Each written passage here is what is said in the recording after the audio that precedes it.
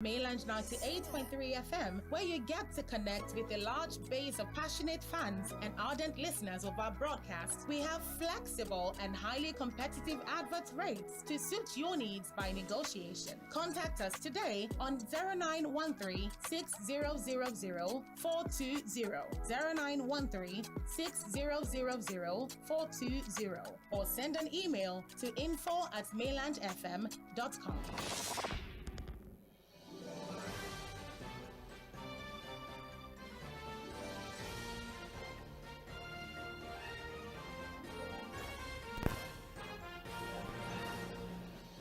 Good morning to you and welcome to another brand new day, 20th July 2023. That is the date. The time 7:40 a.m. And if you're familiar with the show, you definitely know that at 7:40 a.m. is time for Trends in the Papers right here on Mainland 98.3 FM. My name is Sage Babalola. We're more than happy to have you join us this particular morning as we go through reports that have been put together by the different editors of the dailies. The Guardian, Punch newspaper, Vanguard, and finally New Telegraph are the papers that we would be reviewing this morning on Trends in the Papers. My name, of course, is Sage Babalola. Fuhad will be joining us virtually, and together we would be going through these reports, analyzing them, and then at 8:40 a.m. we would give you an opportunity to call in and tell us what you feel about these reports. It's Open Mic Thursday, which means that you get to enjoy the liberty of analyzing whatever story you would like, whether or not it was analyzed this morning, or you could bring back a situation or a particular conversation that you did not have the opportunity to talk about a few days ago. This is Mainland 98.3 FM, the sound of Lagos. Happening right now is Trends in the Papers. My name is Sage Babalola, and I'll be talking to Fuhad Saheed in just a few minutes, but then be aware that we are live on social media. We're streaming on Facebook and YouTube, so you can connect with us via those streaming platforms. Mainland 98.3 FM. Go on there, you could watch us live and also contribute via those platforms. Twitter at Mainland FM. Fuhad, good morning to you. Thank you for being on standby. Yeah, good morning, Faith. How are you doing? I'm very well, thank you. How are you doing, Fuhad? I'm good, very good. Yes. All right, as earlier introduced, I did tell you that we had the Guardian, Punch, Vanguard, and New Telegraph. So let's start today's conversation by reviewing the stories on the front page of the Guardian newspaper. The major story here: banks, firms in currency risk, capital erosion crisis as dollar hits 850 naira. Banks, firms suffer close to 50% capital erosion in 2 months. That is the writer to that particular story. Now let's have a look at what else has been reported. The falling naira has sent a shockwave across the market, throwing many bank chiefs off guard. Whereas the majority of the financial institutions hold foreign currency assets and liabilities, the latter outweighs the former for many in this group. In some cases, findings suggested that liabilities are twice the value of assets. Now, experts have noted that banks could not on their own be forced to embark on capital adequacy assessment, which could lead to fresh capital raising, or regulator comes up with a reality check exercise that could suggest additional capital sourcing. In either case, shareholders' value could be diluted as banks explore the least risky option to beef up their capital. Now, there's a lot of financial market mumbo jumbo going on here, so we don't have to cause our listeners to be confused. But to the best of my ability to summarize this, there's a very huge, let me say, lacuna in the books of banks and financial institutions. And the report are telling us that it might be worse, especially for organizations who earn in local currency. So if you're earning in naira, your business operation is heavily dependent on just naira, you might even suffer a worse loss. Now, we have banks that are trying to source for capital from other places to, bridge the gap that this fluctuation of naira to the dollar has caused for them. And they're also saying if you're a company that probably, you have foreign assets, you have foreign capital, or you have sister organizations that are outside the country that earn in dollars, you might be able to withstand this shock that is going on in the financial markets. But businesses, especially like SMEs, businesses that operate in this part of the country that don't necessarily depend on the dollar for their operation, the worst is yet to come for them, especially now that the exchange rate, naira to the dollar is about 850 naira. Fuad, I don't know if I was able to summarize properly that report. Yeah. All right. Well, a lot of financial details there, figures and details and all of that. But the reality is this: a number of financial experts believe that these are temporary disruptions that we are bound to witness as a result of the floating of the naira and the dollar. That these things were going to happen, that it was going to be temporary until the market is properly settled in, and then businesses adjust to the reality of the fact that we now operate a single forex market. But again, there are also people who feel that, look, we didn't have enough stakeholder engagement before that policy was implemented. You remember that there are also issues with remittances now, especially for remittances that we're supposed to do to some of our foreign creditors and all of that, because the reality is that whatever we need to now remit or pay has gone up. It's now higher. So, again, a lot of disruption in the business world as far as this policy is concerned. So for people who think these temporary initial disruptions that will happen and that eventually things will settle in properly, there are also people who feel that, look, that was the reason why they were calling for more stakeholder engagement, especially within the business world, before policies like that could be implemented. But whatever it is, whether it is temporary disruption or we didn't think it through before that policy was introduced, the reality is that as a country we need to look at our foreign exchange earnings. We need to find a way to firm up the naira against the dollar. And that can only happen if we are able to earn enough. Drop the pressure on need for forex and all of that. And, I think over the years, we've explained in full basic economic terms how to go about that. We need to just earn enough. We need to produce, we need to export, we need to reduce our import dependency and all of that. And that will require us doing the needful. It will come from serious hard work, serious policy of government, not necessarily as a result of thinking with monetary or fiscal policy, but really we have to begin to produce as a nation. We need to move from consumption to production again. The classic Peter Obi statement, but the reality is that it's not just about statements or sloganeering. It will require a lot of hard work. Thank you very much, Fuhad. Well, you can get more information of this particular report and everything going on in the financial market on page 6 of the Guardian newspaper. Now we're moving forward to other headlines here. Falana PDP slam federal government, NNPCL over fuel price hike. The report states human right. Oh, okay, there are riders to this. Please forgive me. Reps summon Kyari. You lack power to fix fuel price. Falana tells NNPCL. PDP. APC 617 naira per litre provocative. Fuel shouldn't sell more than 150 naira per litre.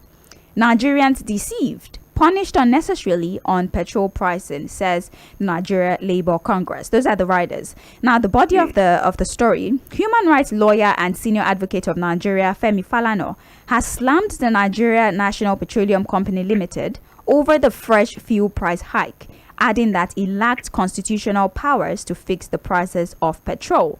This is just as the House of Representatives yesterday summoned the Group Chief Executive Officer of NNPCL, Mele Kyari, and operatives of the independent marketers in the country in reaction to the price hike of petrol. So basically, Femi Falana, that's SAN, is saying that NNPC has absolutely no right to fix the price of petrol, especially because there have been conversations around deregulating that particular sector. So it's somewhat, it's not in tandem. If you're saying you want to deregulate the sector and then you're going on ahead to fix the price. If you're deregulating, the market forces is supposed to be the primary determinant of what the prices of the commodity should be. He has also referenced there's apparently some sort of legal tussle on the matter in which the court has said the federal government, the Petroleum Industry Act, amongst other things, are supposed to be factors to be considered when we're talking about the price of petrol. But NNPCL has gone on to usurp the power of the federal government, the Petroleum Industry Act, and what have you, to determine what the price of the commodity should be. So he's describing their act as illegal and unconstitutional. Let's talk about Femi Falana's perspective before we talk about what PDP has to say. Okay, Sage, I'm sure the last interview with the CEO NNPCL, mainly Kyari, what he said was that so it's just market forces, that they don't even have the powers now to fix prices, and that it was the job of the midstream and downstream regulatory agency to regulate, pricing at that level, especially at the downstream level. And that basically what we are seeing is a play from market forces that, whatever price we are seeing. But we have also noticed a pattern. Every other marketer out there seems to be waiting for NNPC at their filling stations. Immediately they adjust their own price. Every other filling station adjusts their own price too. You understand what I'm saying? Remember that the 488 naira that we adjusted from 185 was from NNPC.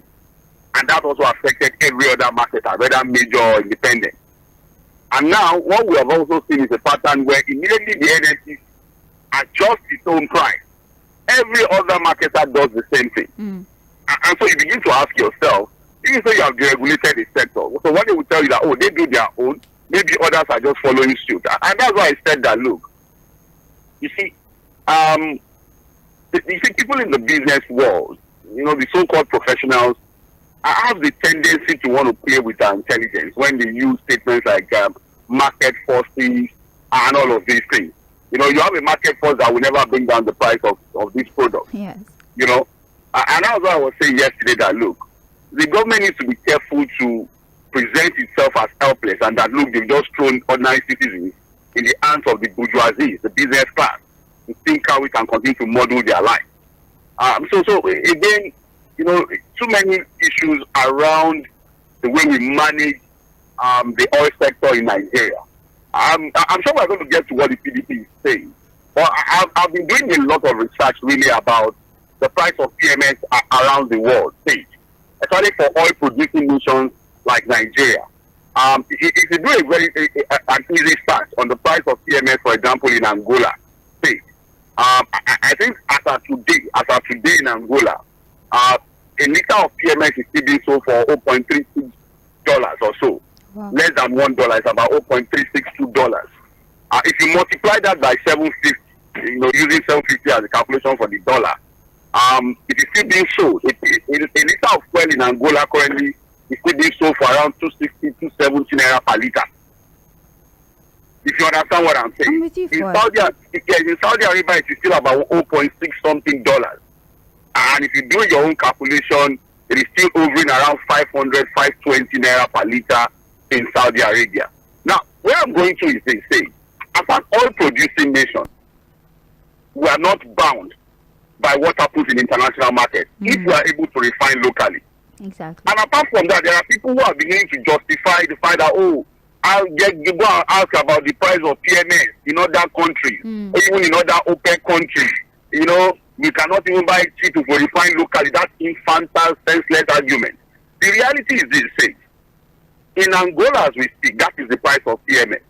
A sub-Saharan oil-producing nation just like Nigeria, the second largest in Africa, sub-Saharan Africa. I know we've given out the story of Angola, how they've been able to clear their debt, how they've been able to firm up their currency against the dollar, how to a great extent they are increasing their GDP, how their foreign reserve is quietly going up, and they are becoming a financially solvent nation in sub-Saharan Africa. In Saudi Arabia, education is completely free. Not completely free, qualitative. It's not even just qualitative. Books, everything is provided for by the government. Healthcare in Saudi Arabia as we speak is free and qualitative. Public transport is very well organized. You have the trains working, you have trams working, you have buses working, and it is almost completely free in Saudi Arabia as we speak, especially for some group of aged people in the country. So you have things that work for people. Other things are heavily subsidized. The reason why Nigerians are calling for subsidy on PMS is that there's nothing working for us. Public education is at the lowest stage. For you to send your child to a public primary school in Nigeria today, you must have been the low of the lowest. We know the conditions of public primary school in Nigeria, don't we? Yes, we do. Can anybody now send their child to a public primary school? You must have been at the lowest to even consider it. Even public secondary schools have become so bad that people now patronize private schools. So if tertiary education didn't just review it, that tuition are already going up.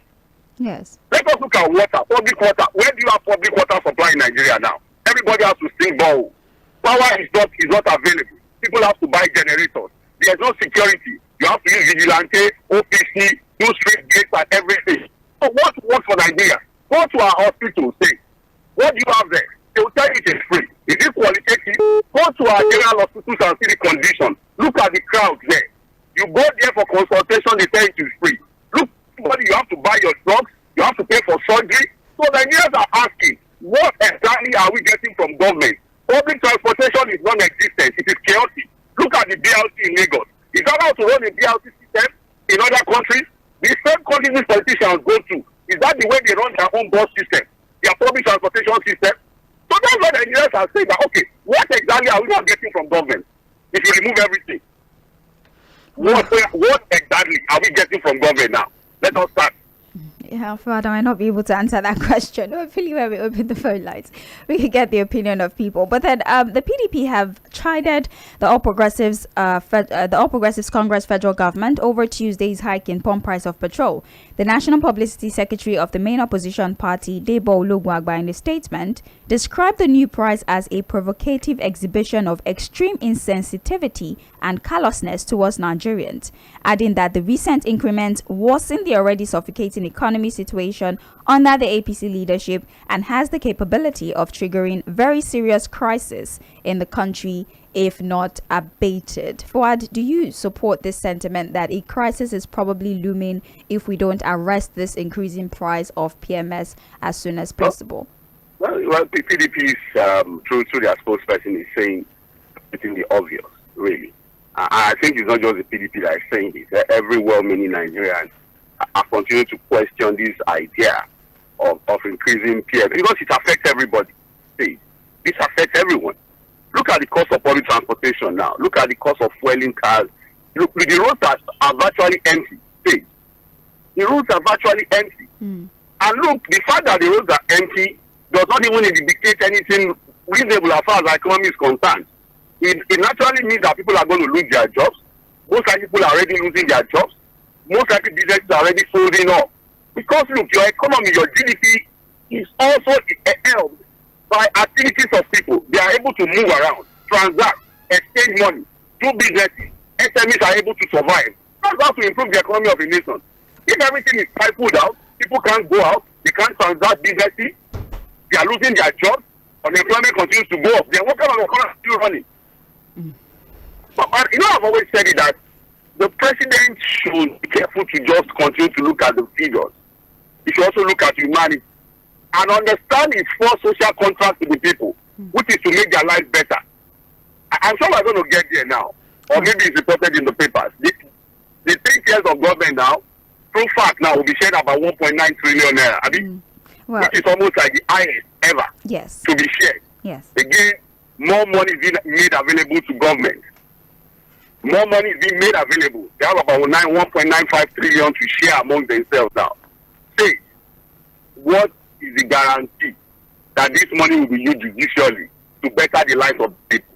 That always is the question. That look, all of these policies will make more money available to government with the promise that they will spend the money to better the lives of the people. But with the level of corruption in Nigeria, can we trust the government at all levels? The state is governors that we know who are going to go into white elephant projects. A lot of them have borrowed money, their states are in debt. Some of them can't even pay salaries. Even despite the fact that some of them can't generate enough, some of them are generating. So, you see, the government needs to sit down. And again, this is my appeal to the president again. As he continues to tell you to look at the figures, also remember humanity and the lives of the people. Page 6 of the Guardian newspaper, you get more information about that particular headline. This is trends in the papers on Mainland 98.3 FM. On Facebook and YouTube, we're streaming, so you can go to those platforms. Mainland 98.3 FM is what you need to search, and you'll be connected directly with us in the studio. You can also drop your contributions on there, which will be read when it's time to take submissions. We're currently reviewing the Guardian newspaper. That's Fuhad, Saheed, and myself, Saheed Babalola. We're looking through the report on the front page of the Guardian newspaper. Now, moving forward, we have here, Senate urges relaxation of age requirement for jobs. Senate urges relaxation of age requirement for jobs. This is on page 7. Let's have a look at this. The Senate has asked employers in the country to relax age requirement as a precondition for employment. the upper legislative chamber also implored the Federal Ministry of Labour, Employment and Productivity and other relevant agencies to discourage public and private employers from depriving millions of job seekers opportunities for not meeting age requirement. So for the sake of time, looking through this, so basically the Senate is asking that employers have a rethink when it comes to placing some sort of age requirement on the job opportunities that they are providing, because it doesn't necessarily correlate with the realities of the education sector. A 27-year-old is probably in 300 level because of strike and what have you, and then they graduate at 30, go for NYSC. But we see certain organizations, when they put out a vacancy, they say age requirements must not be anything older than 30 years old, and this is causing an increase in the figure we have when it comes to unemployment rates in the country. So Fuhad, is this something that you think is implementable? I think the Senate and the House should concentrate on more important things, really. Because again, it is about the fact that there are disruptions in the educational system, people don't graduate on time and all of that. Shouldn't they work to ensure that we don't have disruptions in our educational system, to ensure that look, if you're able to get admission into the university, you graduate at the right time. 4 years should be 4 years, 5 years should be 5 years. And for private employers, I think for a lot of the people who put age conditions in employment, they try to reduce the numbers of applicants, most times using age. Yeah, that's probably the reason why you see employers say, if you're above the age of 30, don't even apply, because I think most likely it is just to reduce the number of applicants, for vacant positions.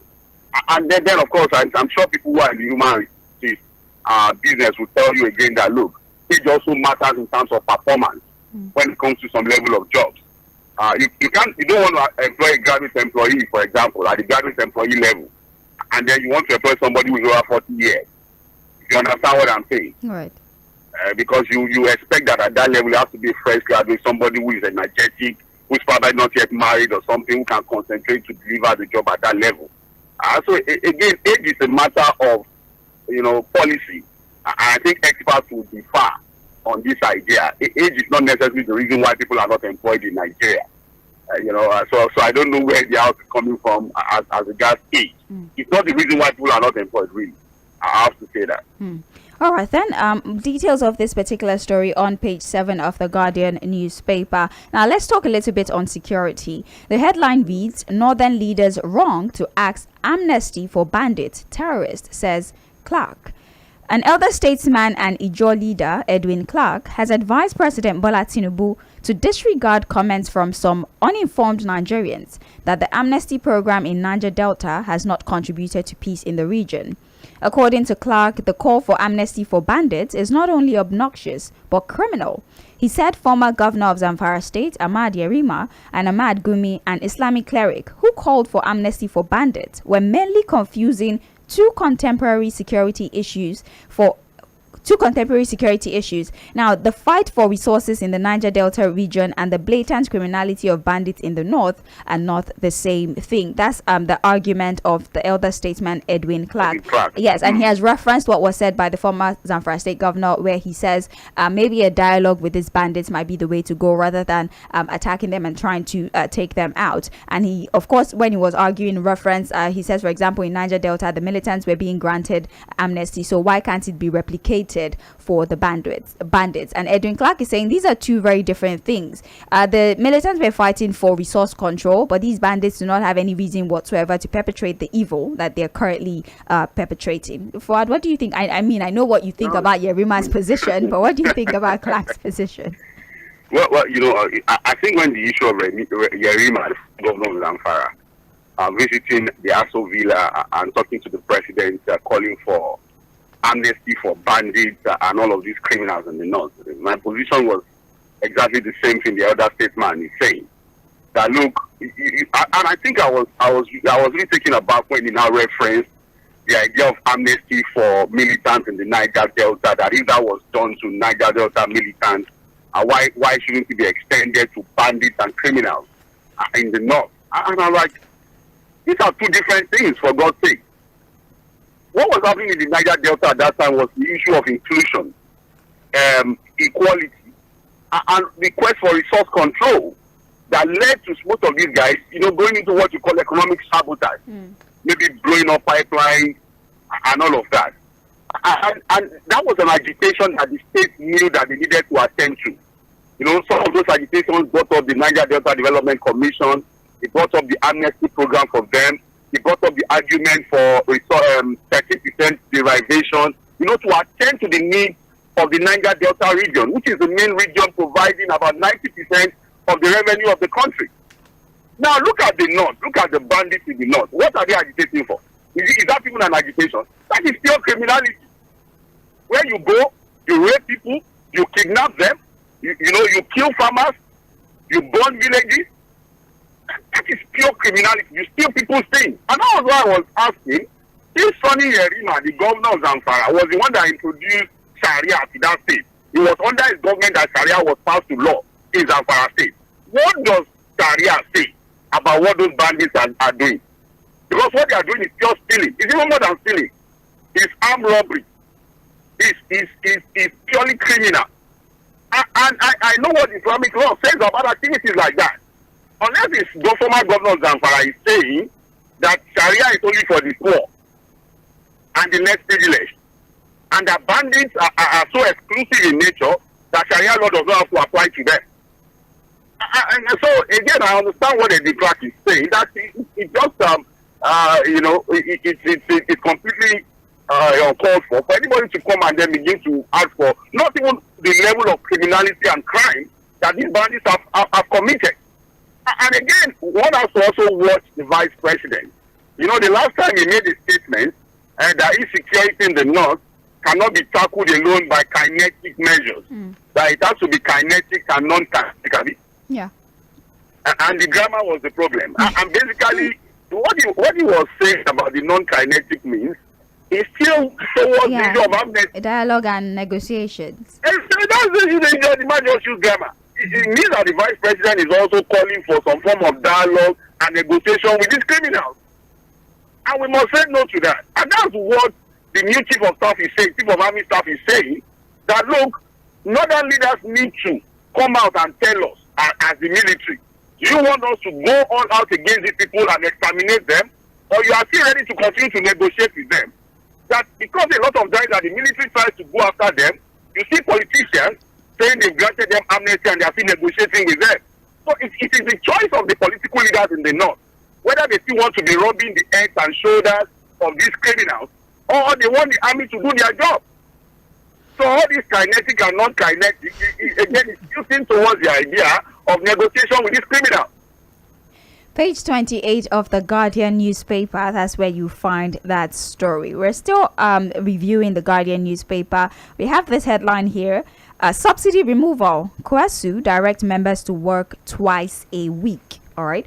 Urges government to meet unions' demand for salary adjustment. That's the rider. Now, the National Leadership of Colleges of Education Academic Staff Union, KWESU, has urged members to go to work 2 days a week until the federal government accedes to its demand for a 200% pay rise. It said the directive became necessary because of difficulties of the members in getting to work as a result of the hike in the price of petrol. So, Fuhad, College of Education, they're telling their members to come to work just twice a week so they don't spend so much commuting to work every single day. What would happen to the students? Their curriculum, are they going to spend more years in school? I have no idea. The alternative is not listed here. No, what I'm saying, if they are supposed to be in school for 5 days and they are being told to only go to school 2 days, which means lectures will run only for 2 days. Is that not what we are seeing here? Yeah. So are we, because I know an average NCE program in the College of Education is about 3 years. 3 years, yeah. So are we saying that if instead of 5 days of lectures, they are now taking 2 days, will the program change to 5 years? And I can't blame these guys for taking these decisions. Look, say, a lot of people can't even go to work now. Yes. The roads are empty. People can't even take their cars. I was speaking. One of my brothers who works in the Lagos State with the Lagos State government. There's a particular director in his office now. Only takes his vehicle to work only on Monday. A whole director is now taking public bus. And look, stage. We need to make it clear. It is not wrong for anybody to use public transportation system. But what we have here is so chaotic. People will argue now that what is there? That, is it the same public transportation system in other places that we have here? You understand what I'm saying? If we have an organized public transportation system, say, people don't need to take their cars out. And that's why I was saying that, look, the problem with this subsidy removal is that, look, the easiest thing to subsidize, which is public transportation, is not existent in Nigeria. It's not organized. It's not even, okay, how do you subsidize public transportation system now? Are you going to give the downforce money? Or what do you do? People are saying go and buy buses. Yes, it's a good argument to say, okay, buy buses with the money, flood everywhere, the buses, I've seen people who have calculated that the 500 billion naira will be able to buy about 8,000 30-seater buses. And that if you divide that across 36 states, each state would have about 250 buses. And that could help to augment public transportation, move around and all of that. Yes, it's not a bad idea. But what about maintenance? You know our attitude, to government property in Nigeria. What about maintenance? What about fueling? You are still going to see a lot of racket. From that same one, you buy the buses now, people are racketeering on maintenance, on parts. So it's a very confused situation. And so I can't blame the Kwasu guys who are telling their people, come 2 days until when we have an adjustment. And I suspect that even the 200,000 minimum wage request will have to go up with the way price of PMS is going up. That was why we requested, or we were demanding, that before this election, we should ask these people critical questions. You want to remove subsidy. What are your plans? We would have probably, that all of these issues you are trying to resolve now should have been resolved before the election. Before the elections, yeah. Here we are now. It's a complete confused situation across board. Yeah, well, there was no clarity on the action plan when it came to the removal of fuel subsidy, unfortunately. I think there's no plan. And this is I'll say there's no plan. Any supporter of government can argue with me on this. There was no plan. Well, Kwasu is... don't have a plan. Kwasu is saying that their salary has not been adjusted since 2010. That was 13 years ago. There's been no adjustment whatsoever to their salary, and so they will not be waiting anymore. On subsidy removed. They are announcing 8,000. They are jumping. Now the policies will be reviewed. I say it again that there's no plan, and there was no plan, and they still don't have a plan. Well, that's it for the Guardian newspaper. You're still listening to Trends in the Papers on Mainland 98.3 FM. My name is Sage Babalola. Fuhad is still with me, and now we're about to start reviewing the Punch newspaper. The top story here, fuel price hike. Business operators panic, fear shutdown, job losses. Riders to this story, hike to worsen manufacturers' woes. Many SMEs will die. Man, LCCI lament. NLC considers emergency meeting. PDP slams federal government as reps summon NNPCL boss. That is the rider to, or those are the riders to that particular story. Now, members of the organized private sector on Wednesday have expressed fear over the possible shutdown of businesses and job losses following the hike in the pump price of premium motor spirits, popularly called petrol. On Tuesday, the NNPCL and other oil marketers raised the price from 537 naira per litre to between 617 to 613 naira per litre. They said the increase in fuel price has already raised the cost of logistics and will be compounded by the latest hike. And that was said by the President, Manufacturers Association of Nigeria, Francis Meshoye. Fuhad, isn't he saying what we already know? As it stands, businesses will shut down, people will lose their jobs, especially small, medium enterprises. They might not be able to continue operating if this price hike is not arrested immediately. Yeah, that's it. That's it basically. I'm waiting to see the last quarter employment figures in Nigeria. God knows what it will be. Again, some of these figures I think have been doctored, have been managed. But the reality is that the figures is one thing. The reality of Nigeria is that, look, a lot of people would end up in the unemployment market. Again, it's unfortunate, really. It's unfortunate, and this is coming from people who should know. There are people who probably question what we are saying, but these are people in the business world who should know, and they're already saying that, look, businesses are going to shut down. And it's already reflective, even in the mood of the nation. Go out there and see Nigerians groaning, complaining, suffering. And in the same breath, you have people sharing 70 billion, 40 billion to buy SUV cars. And if you look at the nature, yesterday I tried to monitor the plenary session of the Senate, because again, we're hoping that we're going to get the list of ministers. And if you see the way the Senate president was just talking around, joking around serious national issues, I think the Senate President has started to get serious. His public outlook, his facial expression, he's always smiling. I think he's so happy that he got the position. But I think he needs to understand that state matters need to be handled seriously. He was just joking all through the plenary session yesterday. So boring and not serious in the way they are handling national issues. Well, it's so unfortunate that there are not really any white-collar jobs available for anyone, and then people who have decided to become entrepreneurs. That's what people that have decided to become entrepreneurs and set up businesses might see the end of their businesses because of what's going on in the polity, especially with our economy. Unfortunately, there's a lot of report here. There's a lot of figures and projections and what have you. So you can check this particular report if you want more details. It's on page 2 of the Punch newspaper. Now, Fuhad, you did mention the dragging of feet when it comes to the appointment of ministers. The Punch is also talking about it. The headline reads, questions, anxieties as Tinubu drags feet on appointment of ministers. In fact, they have a subheading of some kind. Economic crisis deepens as Tinubu runs 52 days without ministers. The economic crisis in the country has continued to deepen with a spike in inflation as President Bola Tinubu delayed the composition of the Federal Executive Council 52 days after taking office. The Fifth Amendment to the Nigerian Constitution mandates the president and governors to submit the names of their ministerial and commissioner nominees within 60 days of taking oath of office. So they're just talking to us about what the law says about this and the fact that he has been running the country, without a team of some kind. I know that the enthusiasm with which Dele Alake had told us that, the formation of the cabinet would be something that would be extremely prompt. We're seeing something of a reversal because it's how many days remaining? About 8 days remaining before the constitutionally stated duration for the appointment of ministers will elapse. And still, we have no ministers. Do you think maybe there are deep considerations happening, intense lobbying? Do you think there's maybe a problem trying to select who is fit for what? Or what exactly would you say or would you consider the reason for this delay? And do you think there would even be any improvement when the cabinet is finally formed? Well, the thing is this stage. Like I said to this yesterday, some of us monitored all through the plenary session at the Senate. And, because the information we had got, I think, yesterday was that the list was finally with the Senate. And that was going to be read out. Even if it was going to come in batches.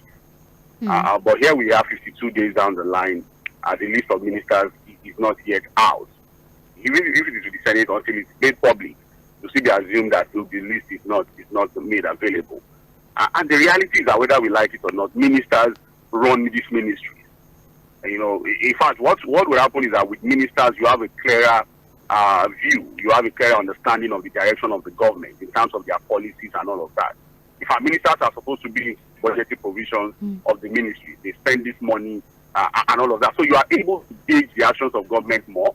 You are able to understand their policy directions more and all of that. And some of us are shocked, that a president that had been touted as someone who had a lifelong ambition, who is probably the most prepared and all of that, 52 days, has not been able to announce his ministers. I think it was on Political Roundtable about 2 episodes ago that I think it was Joseph Folosho that asked the question that, okay, now the law says 60 days. If the president does not announce the names of ministers in 60 days, what happens? What says it? I don't think there's any punitive measure attached, is there? When he was telling, and I thought about it, truly, the law says 60 days. Okay, if he doesn't announce in 60 days, what then happens? Okay. I don't know. I've tried to ask lawyers, and everybody was like, well, that's also the lacuna in some of the laws we have in Nigeria. If he doesn't, okay, what now happens after 60 days? Well, it took somebody 6 months, so I don't know. But the law now says 60 days you must announce. But does the law say, okay, if the president does not announce that in 60 days, this is what will happen? No, not necessarily. That's what I was asking. Like, what's the punishment for that? I don't want to misinform anybody, but again, we still have 8 days to go, right? We still have 8 days to go. And we could just, even before the close of business today, see the announcement of this minister. Right. I'm not really excited about anything anyway. What? It's just that the reason why I'm monitoring is because I have to do my job. But I'm not excited about the prospect. I must tell you, it's going to be same of the same. All right. I still maintain my position. Oh, well, let's see what happens. There's still 8 days to go. You can go on ahead and read page 9 of the Punch newspaper for information regarding that. Moving forward, we're still reviewing the Punch newspaper, and this is trends in the papers. Please don't forget that we are streaming on Facebook. Go on there, Mainland 98.3 FM, and participate in today's conversation. All right, we're moving forward. This headline reads, NNPCL monopoly ends as marketers' fuel vessel arrives. The first batch of petrol, 27 million litres, imported by an independent marketer, has arrived in the country, putting an end to a downstream monopoly market once enjoyed by the Nigerian National Petroleum Company Limited. The vessel, Estinene, earlier built to arrive since last week, but was held down off Lome waters due to adverse weather, has berthed at Ijegun-Egba on Wednesday following the official end to subsidies by President Bola Tinubu on May 29. Fuhad, referencing what we spoke about yesterday, 56 licenses granted, 10 have already started the importation process, and one has arrived. So, just like we said yesterday, we might, wow, this is not fair. We might see a supply of the product. The products might be readily available, but then what is the purchasing capacity of those who are we the people that are expected to use? Don't let us waste too much time on this. Yes, we are granting licenses. This will of course help with supply. I think basically what we are going to achieve with these licenses and the fact that look, these guys are now able to bring, breaking the monopoly of NNPC as a sole importer and all of that. So what it means that we're able to work the market and allow, availability, supply. Supply issues are going to be a thing of the past, naturally, with this. But, again, we continue to say, the fact that we're now issuing new licenses, granting more licenses, means that we are not making local refining a priority. That's what that tells me. If we are just issuing new licenses now, because, again, most of these guys probably get these licenses, getting bank loans, and funds from banks, and you understand what I mean? Yes. And they have to be in business. So the question is, what is our plan? What timeline do we have for us to begin to refine locally? To the extent that we can now, forgo the idea of importing refined fuel into the country.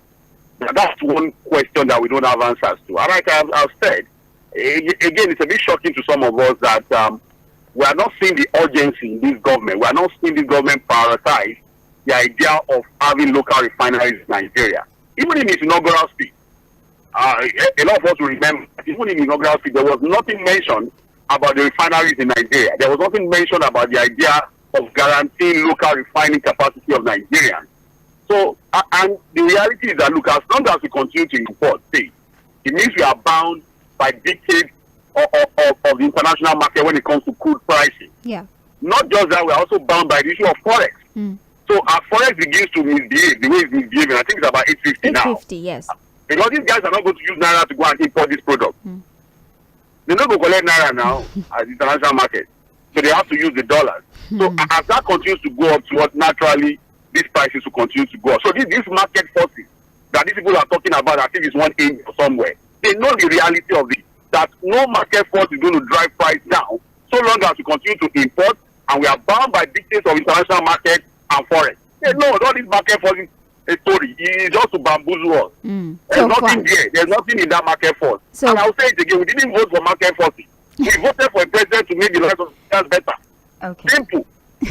All right, then. So basically, until we address the dollarization of our economy, whatever market forces, we are just to solve those problems.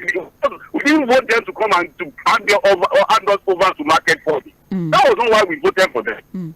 All right, then page 20 of the Punch newspaper, you get more details. We're moving forward now. We're talking about train attack, court okays secret trial of Boko Haram negotiator. It's on page 8 of the Punch newspaper. This is regarding the trial of Tukomamu, who was the negotiator, especially during the Abuja-Kaduna train attack. Now, the Federal High Court in Abuja on Wednesday granted an application by the federal government to protect the identity of witnesses lined up to testify against an alleged terrorist collaborator, Tukomamu. the Kaduna-based cleric and publisher, is facing trial in connection with the terror attack on Kaduna-Abuja train in March of last year, leading to the death of at least 8 persons, with scores abducted for ransom. He was arraigned in March this year and is facing counts bordering on terrorism finances, amongst others. He's been accused of receiving ransom payments in the sum of $120,000 on behalf of Boko Haram terrorists from family of hostages of the train attack, and also exchanging voice messages in relation to the acts of terrorism with one Baba Adamu, a Boko Haram spokesperson. I think we lost connection with Fuhad. We're going to try to get him back in just a few minutes. So basically, when they say that Court OK's secret trial of Boko Haram negotiator, they're not saying that the proceedings are done in a clandestine manner. The secret in that particular statement is basically the protection of the identity of the witnesses that would be speaking well, I don't want to say against Tuko Mamu, but basically will be testifying against him in the court of law. So it's protecting their identity. The proceeding in itself is not what is clandestine. Fuad, did you catch that story? Yeah, I think that makes a lot of sense. Yeah. We remember this particular person. I think he was arrested in Cairo and brought back to the country, and I think he has been with the DSS. They've been grilling him, and I think his trial is to start, and it will be in secrecy. Secrecy, like you rightly explained, is to ensure that identities of witnesses are protected. This is a very sensitive matter. Yes. We are talking about terrorism, financing, and all of that. And this particular Tuko guy is an associate of Sheikh Gumi. He's an associate of the popular cleric Sheikh Gumi. So we'll see how this particular trial goes. But I think it's a good one to protect the identities of witnesses. Yeah. Right. We have another headline here. Oh, that's on page 8 of the Punch newspaper. My apologies. We're moving now. Mesoma appears before reps panel, begs jam. Maybe just very quickly, let's look at the updates. The Anambra State pupil Mesoma Ejekeme, who fudged her unified tertiary matriculation examination, appeared on Wednesday before ad hoc committee of the House of Representatives. She admitted to manipulating her score from 249 to 362, thus parading herself as the UTME top scorer. She had engaged JAMB in an accusation and counter-accusation. The JAMB registrar, Professor Isha Koloyede, appeared accompanied by 2 officials of the exam body. Mesoma pleaded for leniency, urging JAMB to leave the imposed 3-year ban. There's her statement was actually listed here, but we might not have time to go through the entire thing. But what she has admitted, and she's pleading leniency. Yeah, she has apologized, and I think that we will accept her apology. She's still a young girl. She has a future ahead of her. She misbehaved like any of our children can misbehave. And our parents, what do? We punish them and then draw them closer and make them better. I like what the Anambra State government is doing. I think she's going to be going through counseling and tutoring. And I think she's a bright, brilliant girl that still has a future ahead of her. I think what she needs now is the support that everyone can give to her to be a better person. And, she's still one of the futures of the country, and I think this has to be arrested. We need to have a closure on this. She probably can still get admitted with what she scored. Hopefully. 245 or so is still a good score, In this era where people are scoring 110, 100, 90. Why the shade? Anyways, moving forward. Well, the other headlines we have here: soldiers arrest Beninese, one other with truckload of cannabis. Also here, drug dealers forfeit 111 abandoned vehicles to the federal government. We seem to be making a lot of progress in the fight against drug abuse and proliferation of illegal drugs into the country. Arrests have been made and seizures have been made as well. And that's it for Punch newspaper. Unfortunately, we don't have time to go extensively through the other papers here, but as always, there's a replication of the stories and we've gone through the majority. But let's go through the headlines. Vanguard newspaper top story: petrol price hike insensitive, PDP Labour Party tell APC presidency. Subsidy removal, lecturers in College of Education to go to work twice weekly. I did not speak with Tinubu, judges handling Obi Atiku petition. Fuad, I don't know if you heard about the whole accusation flying around that Justice Kayode Ariwola and President Bola Ahmed Tinubu allegedly had a conversation to discuss the intricacies of the election tribunal, although it has been denied. But then again, there's still conversations about whether or not this was a doctored conversation or it is true. Maybe when we come back at 8:40, we can talk about it. But other headlines here here, play 2. Troops seize 1,000 cows grazing communities farmland. Emefiele, lawyers tackle DSS over charge and bail tweet as Emefiele asks courts to grant him bail. Finally, for New Telegraph, sudden fuel price hike. Reps reject motion to revert 537 naira per litre. Others. Tinubu meets Shetima, Akpabio, governors on economy, subsidy palliatives.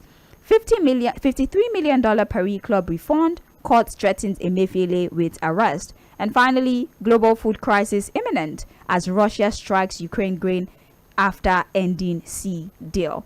And that's it for trends in the papers. We appreciate you for your participation. Thank you for listening. We'll be back by 8:40 for Mainland Focus. As I said during my initial introduction, it is Open Mic Thursday. So you can talk about just about anything that you like. You can talk about anything, but you have to still be very cautious whilst you're having these conversations. Don't go anywhere. This is Mainland 98.3 FM. Fuhad would also be joining us for Mainland Focus. My name is Sage Babalola. Mainland 98.3 FM, the sound of Lagos.